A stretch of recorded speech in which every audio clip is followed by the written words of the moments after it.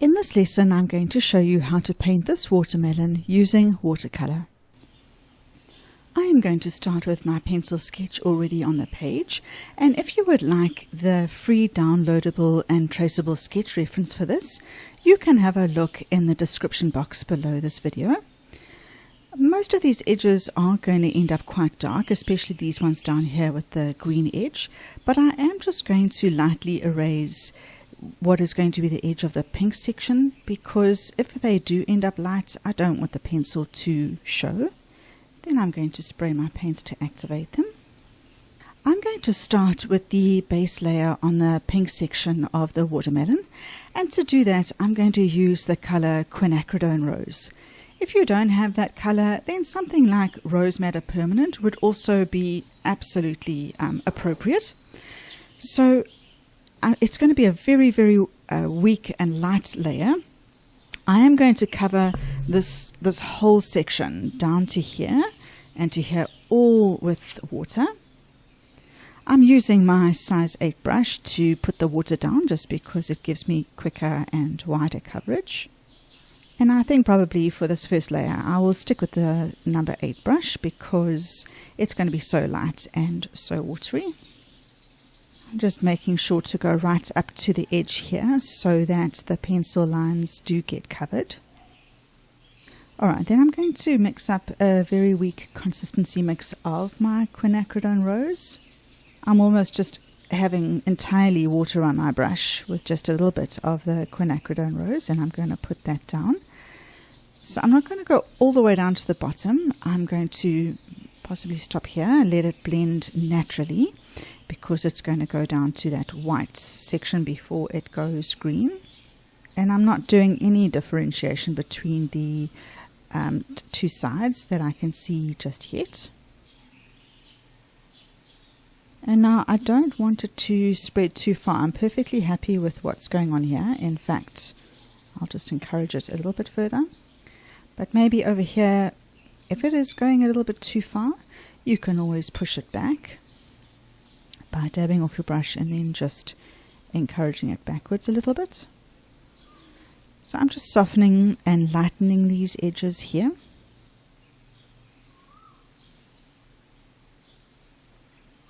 And also I've made my edges quite straight there.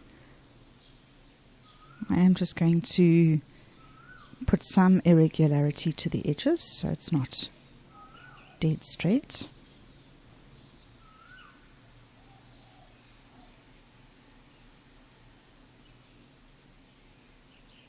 And now I'm going to try and lift some areas. So I'm just drying off my brush and then tapping it down in areas.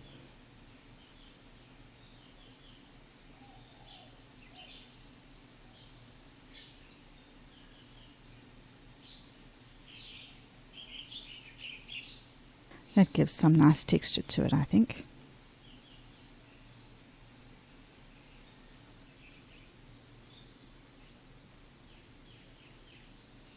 It'll keep filling in whilst the layer is still wet, the areas that you lift. The paint and water will go back and fill into those areas, so you can just keep on moving around. But what I'm going to do now is get that Quinacridone Rose now on a slightly thicker consistency, and now go and drop it around the areas that are darker, particularly on this shorter side, which is going to be my shadow side. This side is going to have to be pushed quite a lot darker by the end. I'm dropping some down there and then into what I envisage as being the darker areas here. Remember, I was lifting the lighter areas, so leave those alone and then drop this into the darker areas. You can see here this is drying, so it's not blending, so that's why I've just rinsed off my brush and I'm just going to soften the edges there.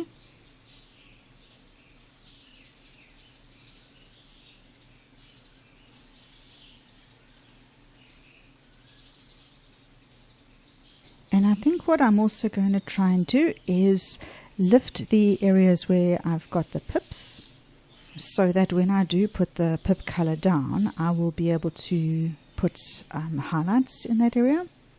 I could have put masking fluid on the pips, but it's not necessary. They are going to be so much darker than the surrounding area that I think that would have been a bit of overkill. Again, it's going to fill in the wet into the areas that I'm lifting here, so I might have to do each of the pips a couple of times. And then as it's drying, I'm just seeing if there's any areas like here where I just need to soften the edges.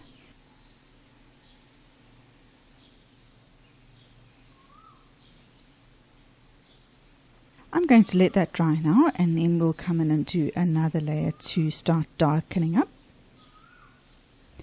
That first layer was really, really wet, so you've got to make sure that it is completely dry before you start the next layer. I have left this for about 30 minutes now, just to make sure that it is completely dry. And we're going to work wet and wet again, pretty much the same as the first layer, but just going to intensify colors. I see this is buckled quite a bit because of it being so wet, and I want it flat. I'm just going to get some masking tape and tape it down. Alright, let me carry on putting my water down.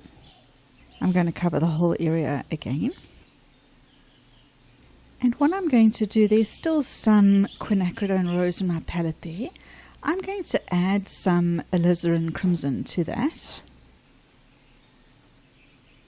And in that consistency, now I'm going to drop into, again, remember there were the lighter areas and then the darker areas that we were creating in the previous layer. I'm going to drop into the darker areas now, still trying to leave those lighter areas untouched. We do this so that we can keep on improving and increasing the contrast. So to make sure that we've got a difference between the lightest areas and the darkest areas, so that everything is not all the same color. Now I'm aware that this shorter side is going to be the side that I want in shadow. So I am going to take the opportunity now to put more of the darker color on this side. I don't want there to be too much at the intersection here because it will cross over, but particularly along the edge. And I'm just going to drop in general more on this shorter side than the other side. But there will be another layer that I will do to put additional shadow on this side.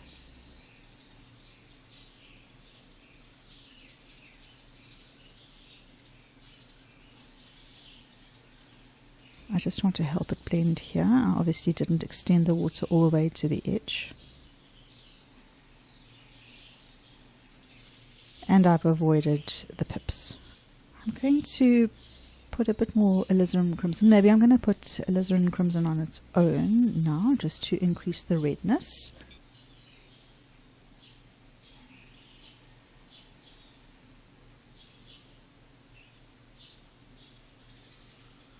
I'm also just dropping it into the center of my darkest areas. And I'm putting more down this shorter side. Alright, I'm just going to keep an eye on this now and just see if anything needs my help. Here, I hadn't put the water to the edge.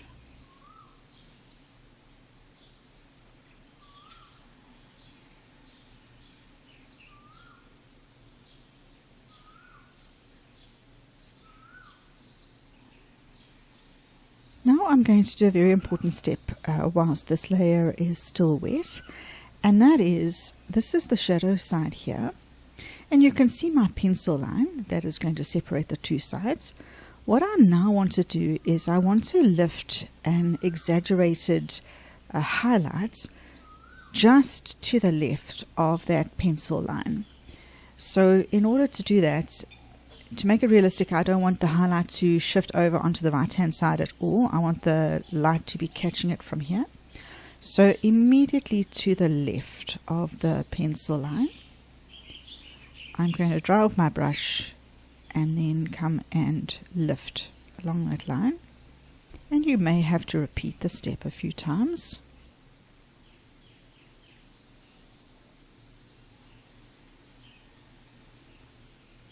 This is a really soft brush. I'm just going to get my number 4 brush and see if it's any better at lifting, or at least a bit more accurate at least. I'm just going to soften this edge here.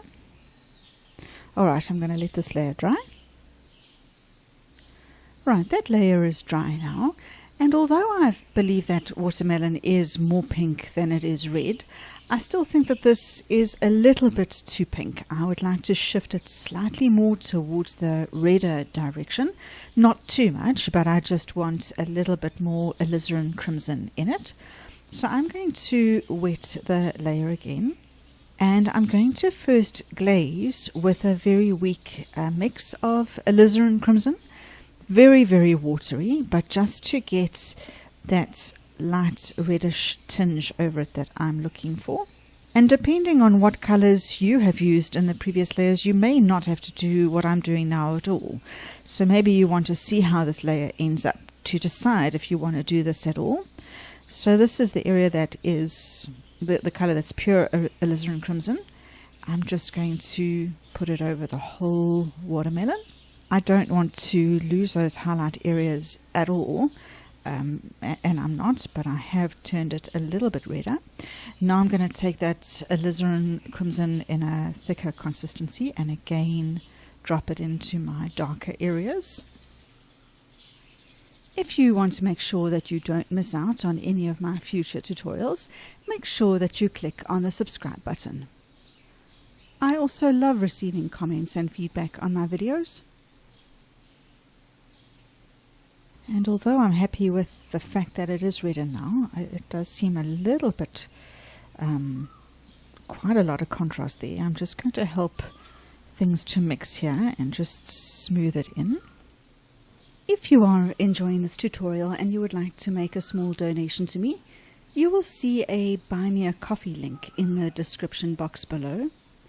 Putting these tutorials together takes an immense amount of work, and I really appreciate any and all donations, no matter how big or small. The payment platform is completely safe and secure. If you do make a donation, thank you from the bottom of my heart. Yeah, I think that has made this closer to the color where I'm wanting to hit, so I'm happy with that. I'm once again just going to lift that highlight line that I'm wanting to preserve along the edge here.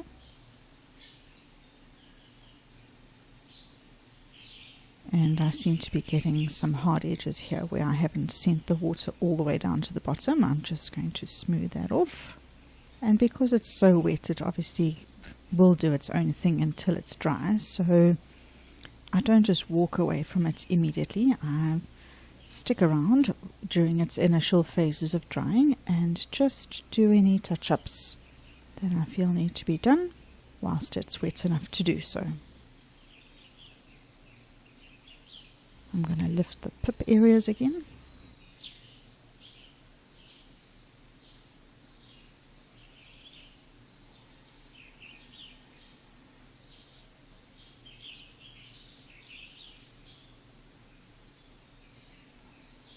And now I think I'm going to let this very wet layer dry, and we're done with the main part here. We'll be adding the shadows and the green in the coming layers. I am now going to work on the shadow side of the watermelon here. So I'm going to start by just wetting that side.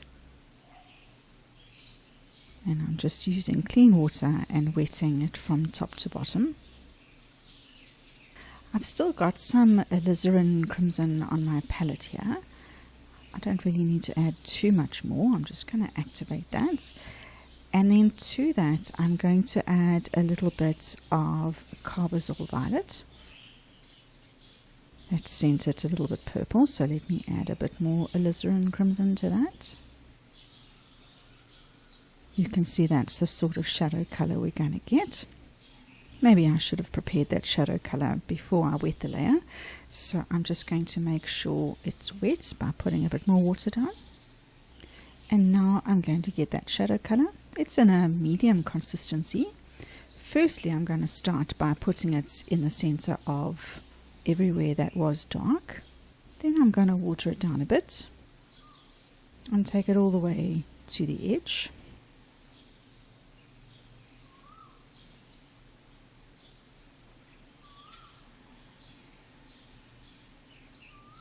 Again, I'm just making sure to not make it dead straight. I'm putting a few irregularities along the edge.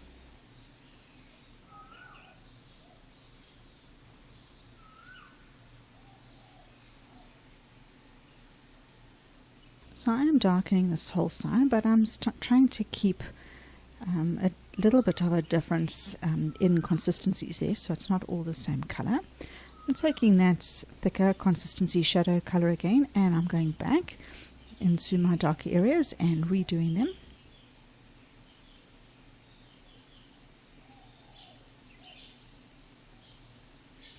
Right, I'm happy with that. I'm going to leave that.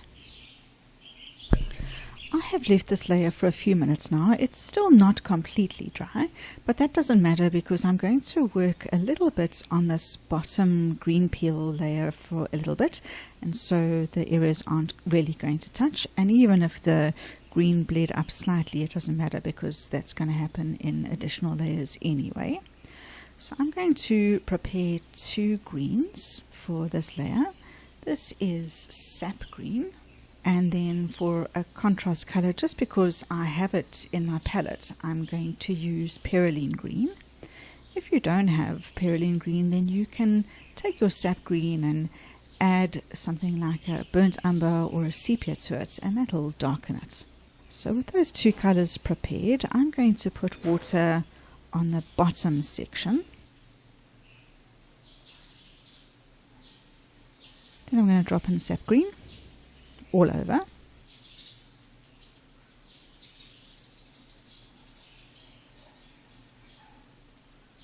And then I'm going to just drop a bit here. Now it is all very wet at the moment, so if I put in the Perylene Green it might blend too far, but let me see. I've got it in a thickish consistency. I think I'll start here at the bottom. Yeah, that's all right, and then I'm going to dot some along the edge here.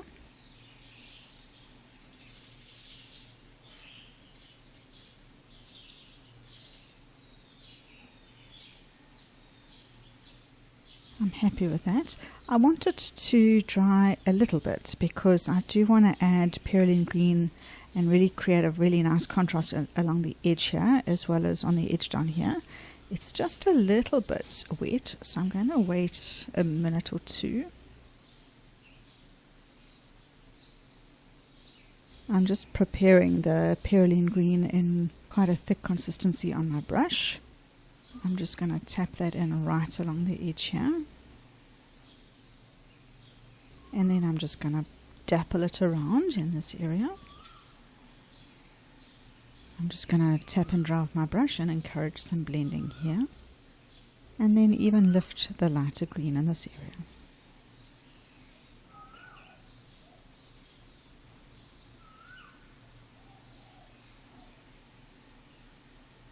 This will be in quite a lot of shadow down here, so I'm darkening it as much as I can.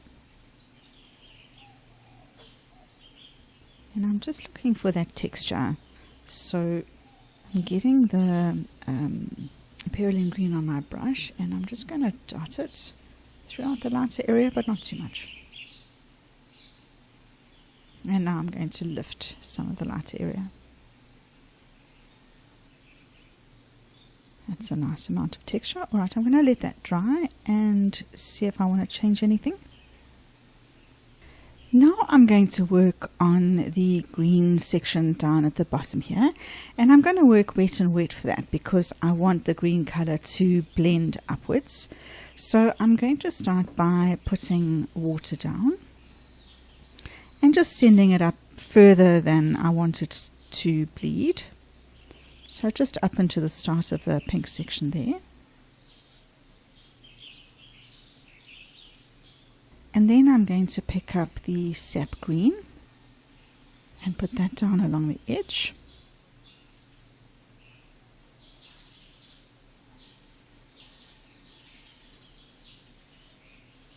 I would like a bit more area of white here, so I'm going to just lift some of that green.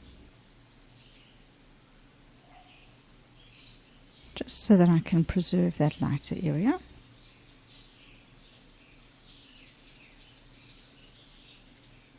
And now whilst that's still green down here, I'm going to add some more sap green. Maybe I'm going to move to the size 4 brush. I think the size 8 is carrying too much pigment with it. I'm just going to put that down again at the edge. The size 4 is working better. And now I'm going to take some of that Perylene Green and also put that in along the edge.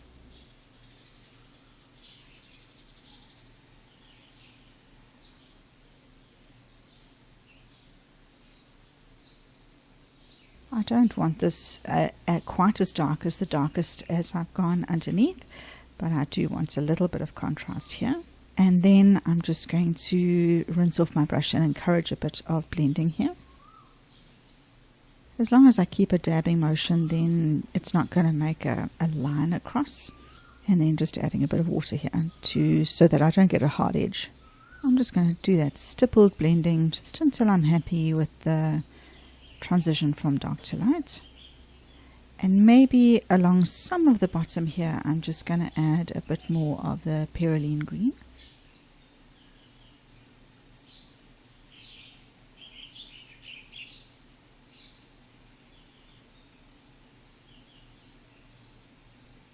And then I'll just blend again.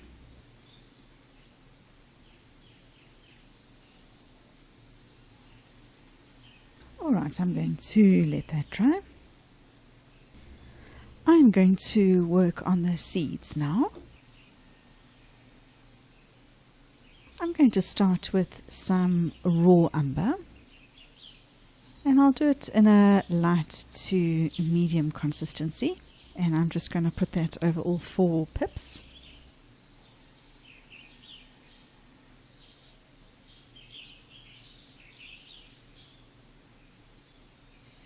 Now I want to really darken it up. I'm going to work with some sepia. And whilst I don't want to make the whole thing this darker color, I'm going to dot in some sepia around some of the edges. I'm using it in quite a thick consistency so that it doesn't blend very far.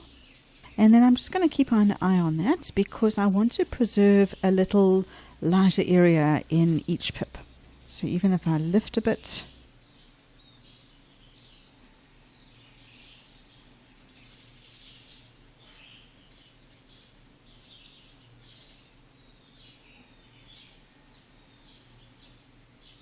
and then I'm going to take a very dark contrast color. I'm going to use neutral tint. You can use Payne's Grey or something like that. Again, in quite a thick consistency. And wherever I put the dark, I'm just going to make it even darker just along the edge.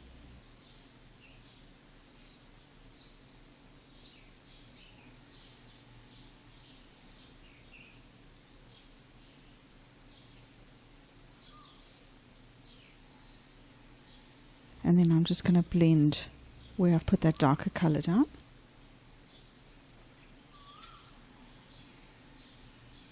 But I'm preserving those highlight areas as I do.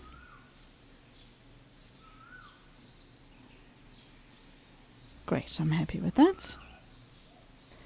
Now for the shadow. We want to put the watermelon onto a table. So just a note about how we're going to produce the shadow to make it look the most realistic. You've got to decide where on your picture the watermelon is touching the table, because at that point there's not going to be any cast shadow. Let me get a pencil to explain. So for me, I think that the lowest point, just move this. I think that the lowest point where it's going to be touching the table is here, and I can see I've also need to just clean that area up a little bit. So wherever it is touching the table, I'm going to actually angle it a little bit like that. Yeah.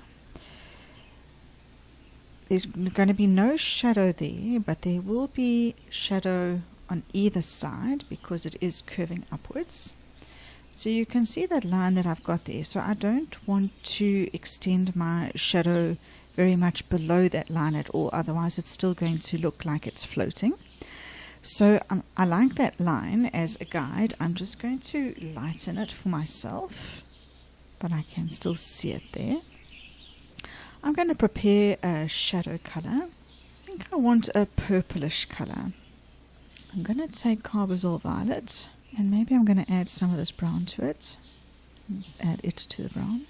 Yeah, let me just make a little bit more. And now I'm going to, my water's actually dirty, I'm going to go and get some clean water so that I can put clean water down on the page.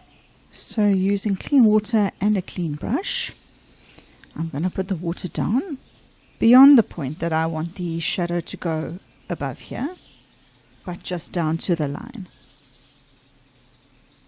And the same on the right.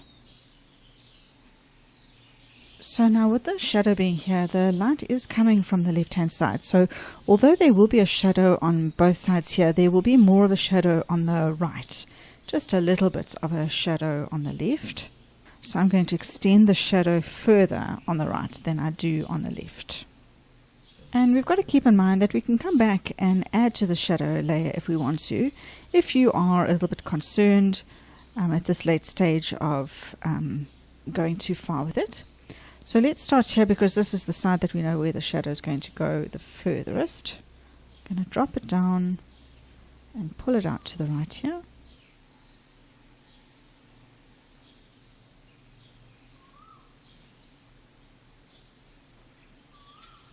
And then with my smaller brush, again, I don't want to pick up too much pigment. I'm going to pick some up into the left hand side, but I'm just going to drop it in down here.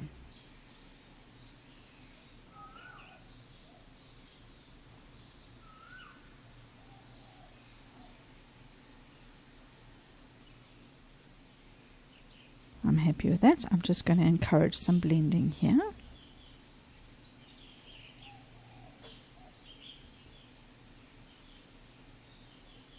And I want to get a more concentrated mix of the shadow just to put right at the base. So I'm going to mix this all up in a thicker consistency.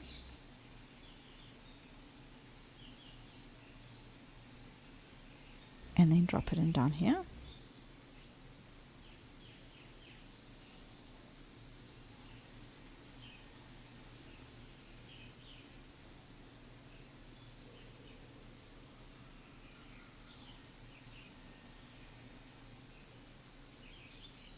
So that's all rather wet at the moment. I do want to blend the shadow along the bottom, but I don't want it to blend too far. I think I'm going to work from the outside in here. That's easiest. So I've cleaned and dampened off my brush there. And now I'm just going to keep on doing that. I don't want to add any more water. That's why I'm dabbing my brush off there. But I'm encouraging a little bit of a softening of the edge here. And I will keep just rinsing off and dabbing off my brush and encouraging this blending. The further away I get, the more the shadow might spread out. I don't want to spread it much below where it's close to the watermelon. And then here I just want to... Alright, and we don't want to play around with the shadow too much. I'm going to let it dry and then just see if I want to intensify the shadow at the base. I'm happy with how the shadow has dried. I think if I'm going to do anything, I'm going to just intensify the shadow right here where the watermelon touches the table. So I'm just going to put down some water. I'm just putting the water over the shadow that's already dry, and I don't have to extend it too far, and I don't want it too wet. So I'm just picking that up because I don't want the shadow to blend far. Then the shadow color has dried on my palette a little bit. I'm just going to pick it up in a thick consistency. I don't want to carry too much on the brush, and I'm just going to drop it in here.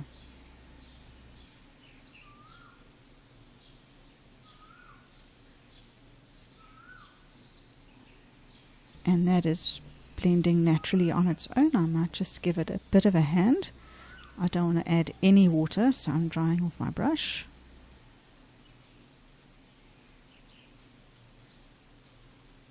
Now that I've intensified the shadow down here, I think that the underside of the watermelon skin needs a bit of a shadow, even if it's just down at the bottom here. So I'm going to wet this section, and I'm going to use the same shadow color, and I'm just going to drop it in at the bottom and then blend it up a little bit.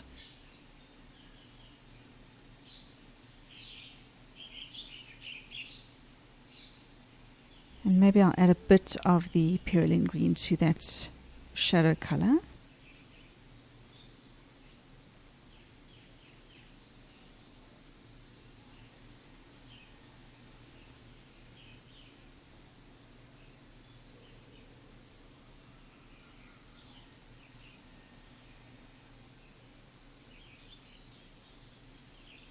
Yeah, I think it's blending pretty fine. I don't think it needs much help. And then just at the very base, I'm going to really just intensify it.